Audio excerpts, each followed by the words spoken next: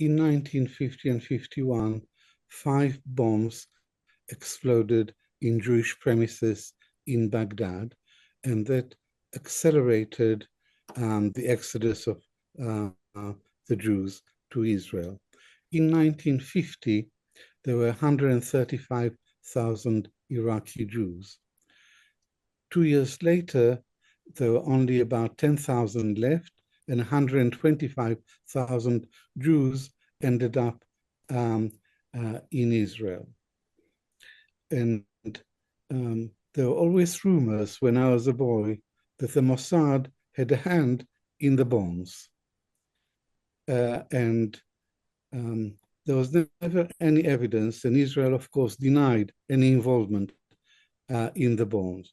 This question really interested me since I was a boy, and when I grew up and I was a historian, I worked in the state archives, Israel State Archives, and one day I ordered the file on Iraq 1950, and it was closed, and that aroused my suspicion, but still I had no evidence, so I suspended judgment.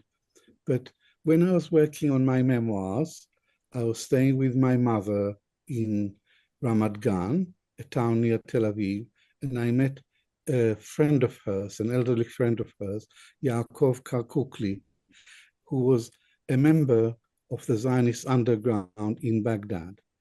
And he told me in great detail about their activities in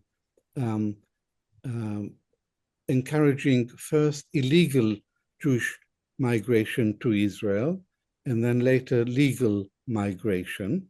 They used to pay bribes to officials to forge documents, but most importantly, they resorted to terrorist tactics.